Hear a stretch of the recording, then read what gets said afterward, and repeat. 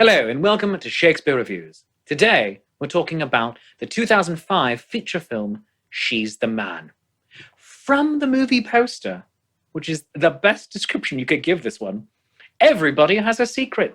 Duke wants Olivia, who likes Sebastian, who's really Viola, whose brother is dating Monique, so she hates Olivia, who's with Duke to make Sebastian jealous, who is really Viola, who's crushing on Duke, who thinks she's a guy. And that is as good of a description of this movie as I think you're going to get, because it's Twelfth Night, and Twelfth Night is a beautiful, convoluted, hot piece of work. Andrew, what are your thoughts? Well, first off, I'm going to say that Twelfth Night is my favorite Shakespeare play. Is it really? It really is. It really is. Always has been. It is one of my favorite ones to do myself when I do my Ren Fair show, Twelfth Night and the Three Bears. Because I end it with everyone running in a circle and screaming, which Shakespeare scholars have said to me afterward, you know, you're not far off. It's just like, I know. Because it's so convoluted, and it is also so aware that it is convoluted. That it's just like, please don't pay attention. Just enjoy. My favorite version I've ever seen was, I think, one from the 70s with Alec Guinness playing Malvolio. And it's just, I mean, unbelievable. We're going to get there. We're going to get there eventually. Watching him as Malvolio prancing around in the triple guarded stockings. It's great. Yellow it's hilarious. Hilarious. So great. So what are your thoughts about this? Well, okay, to sum up, and we can just do the review real quick, and then we'll be out of here in 5 minutes. I like this. This is good. Yeah, I like it. Good. So do I.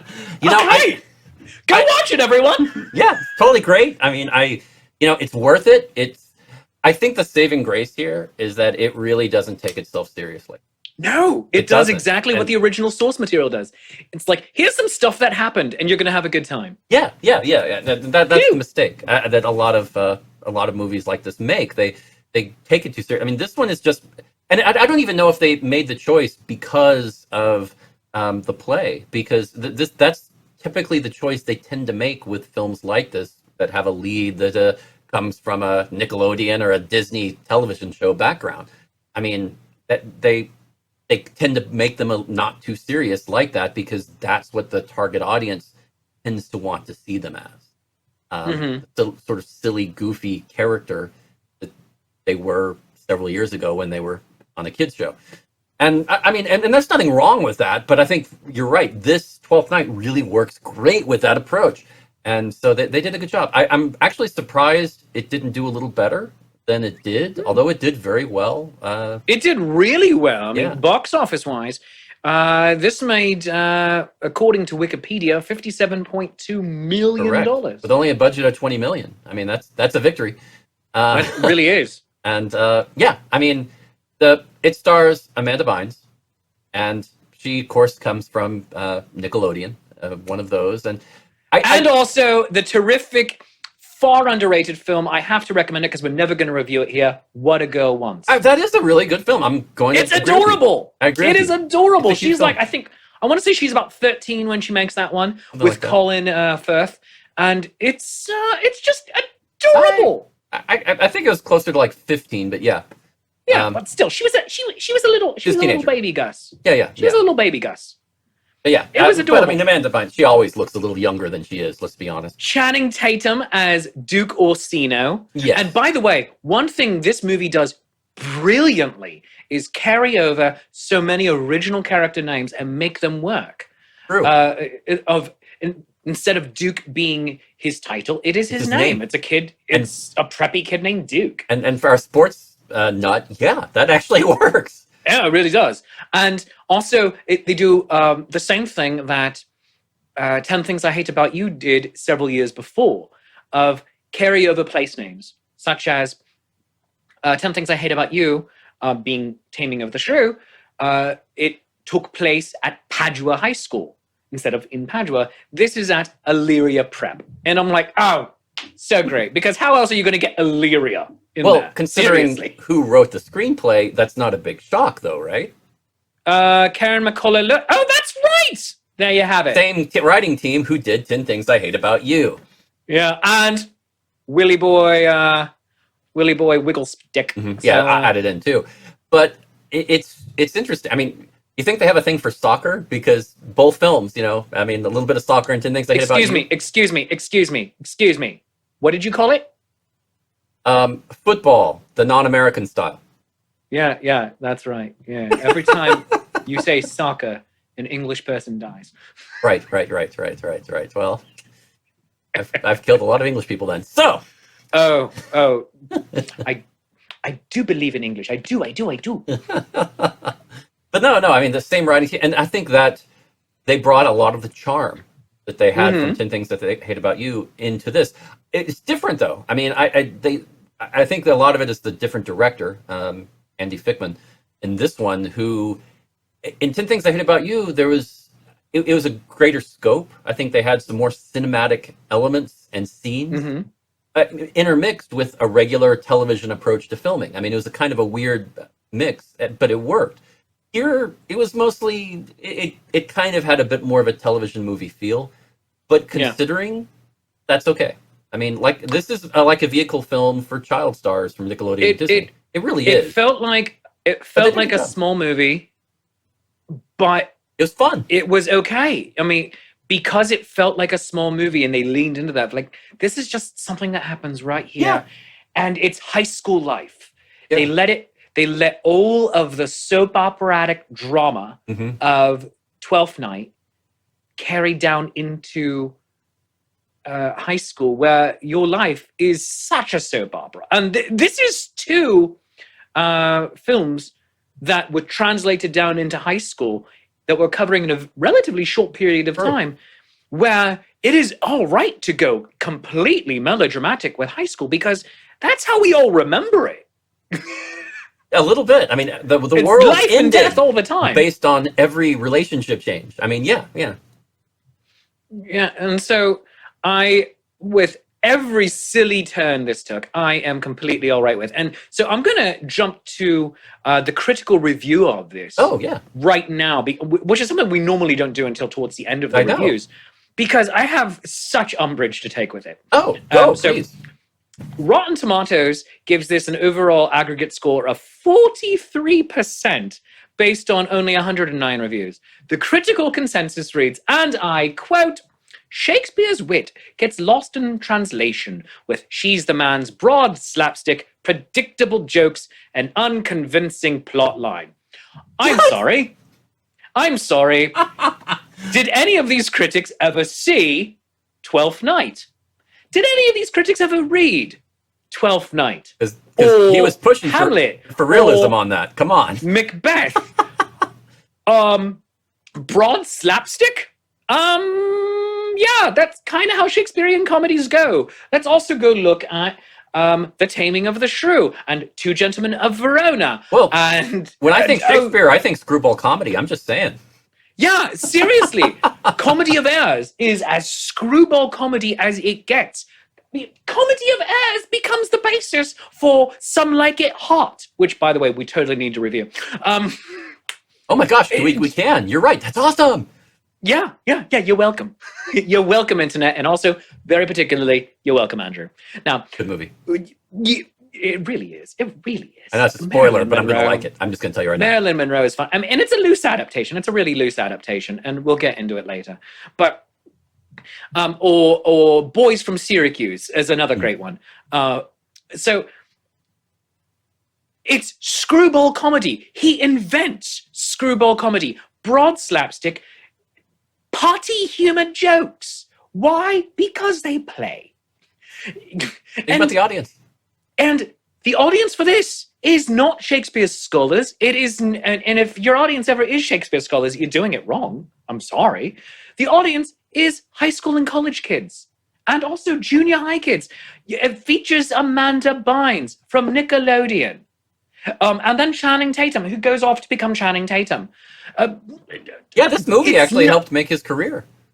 It should, because he's fantastic in it. This is not high art. This is fun, silly, let's make a movie and have fun with it. That's what this is. And also, Twelfth Night is not high art. You know what Twelfth Night has in common with Christmas? Its name. Yes. Twelfth Night. That's it. So to say that Shakespeare's wit is lost, yeah, because you're not quoting Shakespeare. You're doing something new. You're basing it off of it. And it says, the unconvincing plot line. So is the plot line of Twelfth Night. Exactly. Viola and Sebastian are in a shipwreck. They get separated at sea. Viola feels that the only way she's going to make her way in this new land of Illyria is dressing up as a man, goes, while dressed up as a man, falls in love with her boss, the Duke, who also falls in love with her, which also says other things about him. And then she goes try to win Olivia's heart for the Duke, and hijinks ensue. Half the comedy of that one is premised on the concept that you have boys playing the parts of girls who are now dressing up as boys.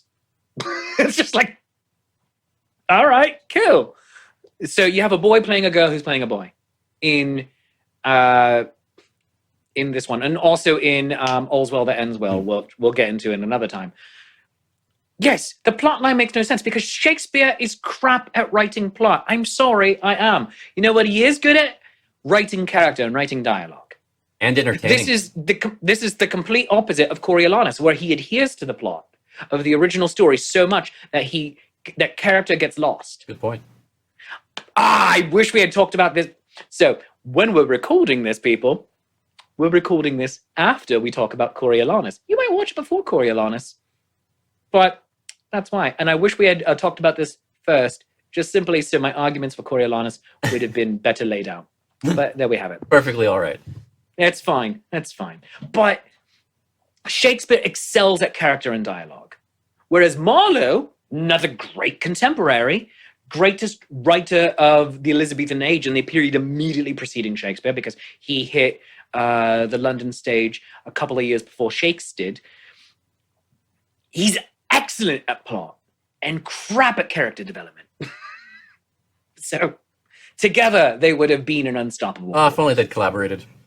Yeah, except no. Yeah, no. So critics, they're taking it too precious, and I hate it when critics do that.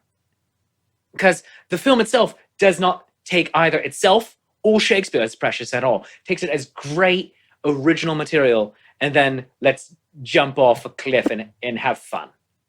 I mean, that's what this is. It's let's go have fun today, people. Definitely. And they build it around footy, and it's such a ridiculous concept, and I love that because footy has never really taken on great popularity in America, and shame on you for that, because it is the beautiful game, and they treat football, soccer to you as so serious and important, but nothing else. And it's amazing, and I love it. I think this picture is terrific. I have to say it's a fun picture. I mean, it's really, they did a great job with what they had. What they were trying to achieve. And I think you're right. That's what you have to keep in mind. I think Amanda Bynes did a very, very good job. I mean, I have a theory, and I'd love to hear your take on this, that a lot of those child actors from Nickelodeon or Disney, like the Miley Cyrus or the Amanda Bynes or all of that kind of thing, they have a huge advantage with situation comedy. Miley Cyrus was on Disney. Yes, I said Disney or Nickelodeon. Did you? I missed yes, that part. but yeah, I think they have a huge advantage in situation comedy. Because their shows, I mean, they've done like 50, 70, 100 episodes where it's all situation comedy. Now it's cheesy, but it varies each episode to episode and what they have to do. And for a kid to get that level of training and comfort, I think is quite rare. And they come into movies like this, and it's like, this is no problem. They jump right in full force, and I think that's what she did. I mean, was Shakespeare alive? And I'm not saying I'm not alive, but with the OG Shakespeare alive right now, he'd be writing sitcoms largely. Yeah. And not to say that he wouldn't write anything else. But I really believe he'd be writing amazing half-hour comedies, because you can just have absolutely bonkers situations and you take them at face value, because they're considered disposable fluff. But that's also where you get, in both the English and American traditions, some of the best comedy and comic actors who take turns as being dramatic actors. For instance, see Stephen Fry or Billy Crystal that you get. You have amazing sitcoms such as Soap or The Vicar of Dibley or Spaced, or I will include Hannah Montana on this. Ridiculous premises for every single episode that the people have to go through and deal with. And they do it in a multi-act structure. And in sitcoms, it's usually 3 acts, and in Shakespeare, it's 5. But you have beginning, middle, end. You have your setup, you have your rising action, your falling action, and your resolution. And if you're lucky, you get a denouement. And Twelfth Night is all, here's the setup. We have 9 seconds of setup. It's all rising action.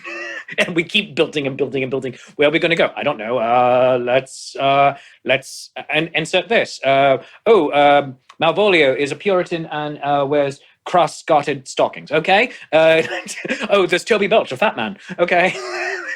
Here's a clown who sings songs.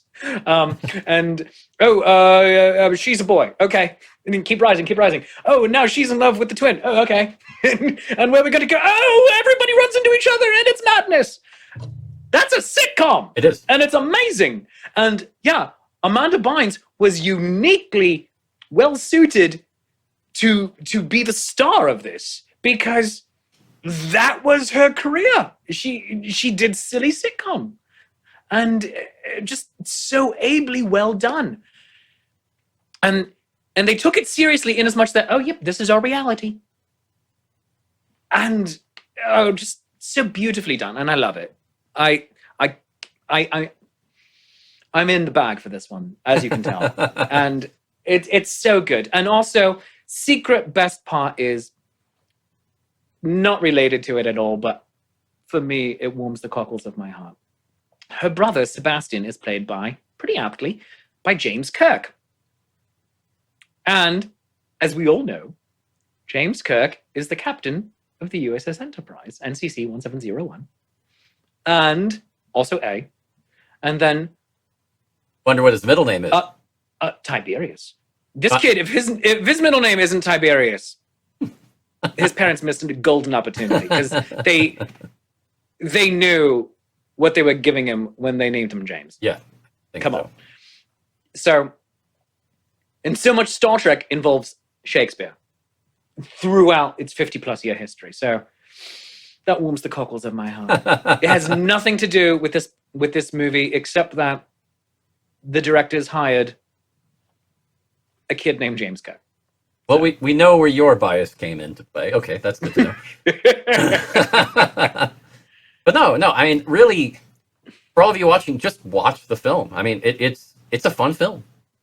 You can't go wrong. I mean, the acting, I didn't really have any serious issues with anybody.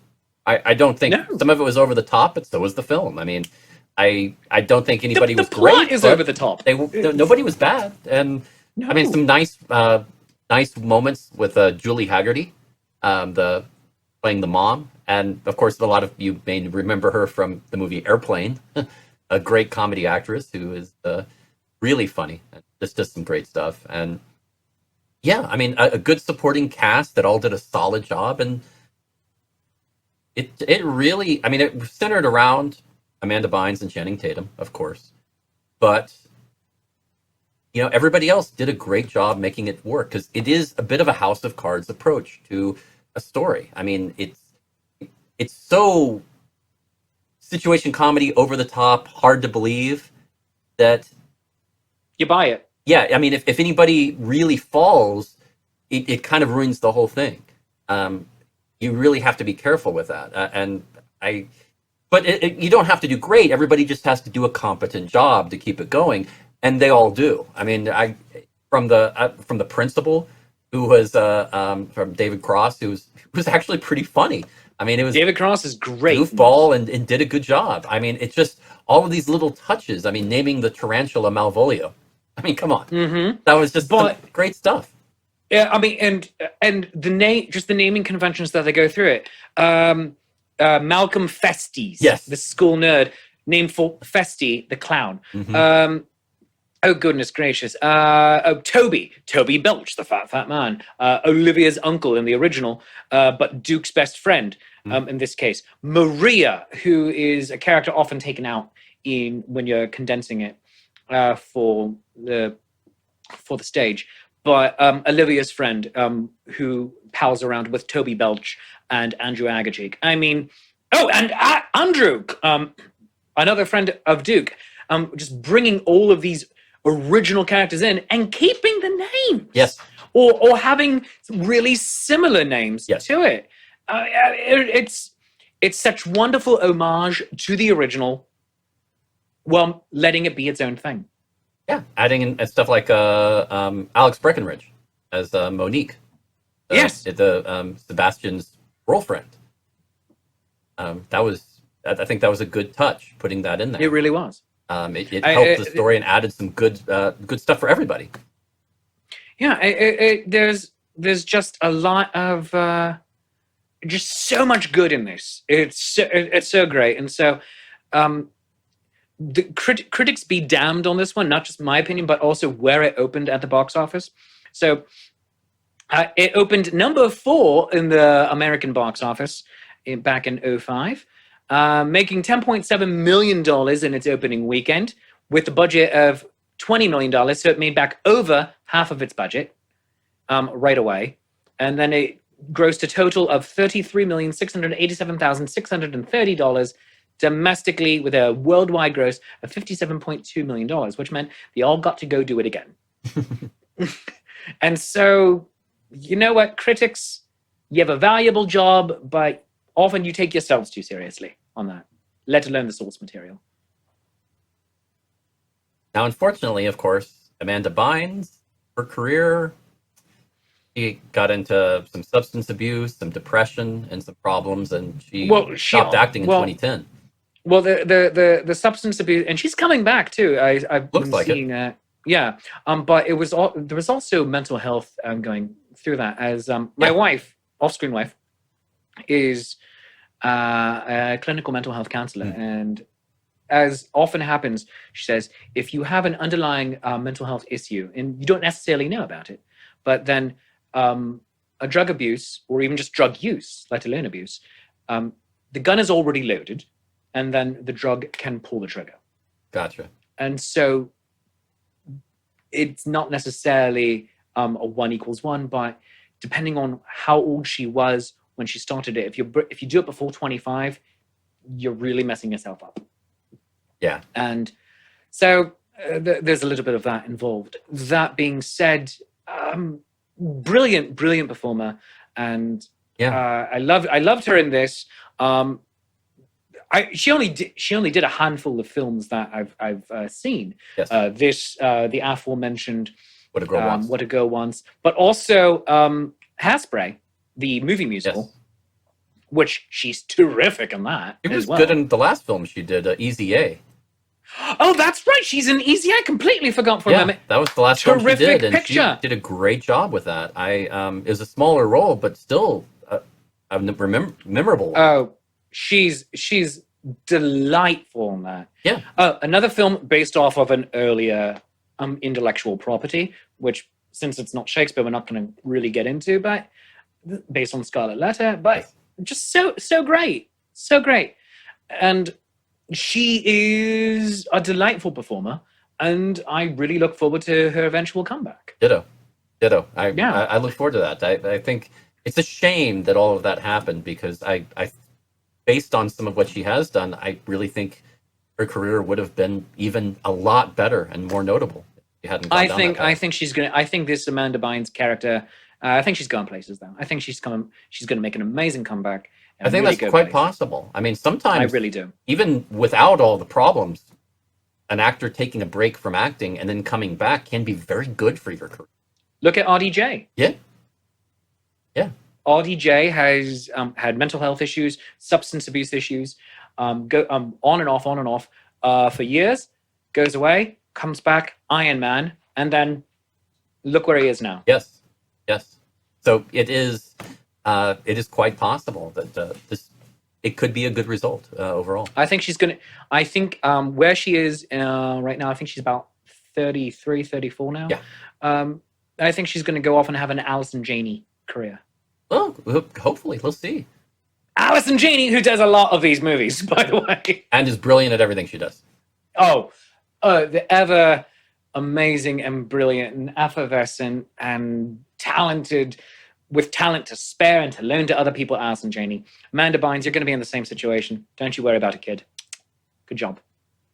Well, so we've been so effusive in our love for this, though, that this feels like it's going to be one of our shorter reviews. Do you want to get into dive deep, or are you feeling good? I mean, I'm feeling pretty. I will say a few of the actors. I mean, this was early in their career, and they went on to good things. I mean, several of the actors were new, or relatively new, only been doing it a few years, and their careers have continued on and done well. So, I mean, this definitely didn't hurt anyone's career. It was a good vehicle for Amanda and for other actors too. I mean, yeah, you can pick it apart and say, they could have done this a little better and that a little better, maybe. But I mean, the thing is, they don't take themselves too seriously, so why should we?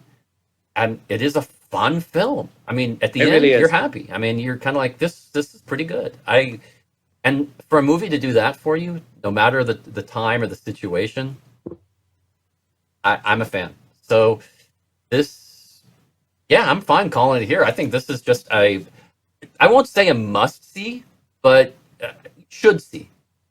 Yeah, I'll say absolutely. This is a wonderful usage of your time. Yes. Yes. It moves along. It's fast. It's just. It's not high art, but you don't always need that. You don't need high art. I mean, high art all the time makes life pretty boring. I mean, this is good stuff. Shakespeare is written for the masses. Yes. And as was this one. It has enough highbrow humor for the people that really want it, and then the rest of it is just a fun romp. And this, for those of you purists, fits the bill. Channing Tatum does get the famous Shakespeare quote at the end of the film, where he says, as Coach always says, some are born great, some achieve greatness, and some have greatness thrust upon them. Originally a Malvolio line. So there you go. Yes, but they still got at least a line from the play in there, and which not easy to do for this type of adaptation. So hey, and it made it work. I will also heartily endorse this and give it I will give it a goal! Goal! Football, soccer, happening in this. It's grand. It's grand, and I enjoy it so much. Ole, ole, ole, ole. There you have it. We are the champions. Things that you sing at soccer games. Yes. Now, he said soccer. I heard it. You heard it too. I was saying it for you. You get.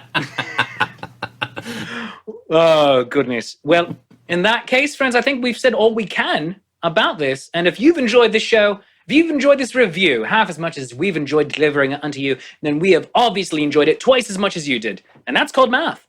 That being the case, whatever you feel this film review is worth, a 1, a 5, a 10, for a 50, we will come and play some footy in your front yard when the pandemic's over. And only if you're local to us. Throw it into our hat. And by hat, I mean go support the show by becoming a Patreon of the Arts on Patreon. Go to patreon.com/lifesaffair to help in the creation of this show and all the other great and amazing things that really allow our community to grow and prosper and bring excellent entertainment to you. Go like and subscribe to Life's Affair on YouTube. Go like the Facebook page and Instagram as well. And if you like me personally, and I certainly do, some days when I'm not sinking into the eternal darkness of the soul, go and follow me on Facebook, Shakespeare Approves, Instagram, Shakespeare.approves, Twitter at Shakes Approves, YouTube, Shakespeare Approves, Patreon, if you want to be my Patreon on the arts, at patreon.com/Shakespeare. And you really should support the guy on the other side of that screen there, Mr. Andrew McKee, the Irish Bard. Andrew McKee, where can people find you? I gotta try not to get as dark as you did there for a second. Yeah, go to my happy place at facebook.com/The Irish Bard, theirishbard.com, or patreon.com/Irish Bard. Go do it. And friends, thanks for watching the show with us. You're the reason we get to do this.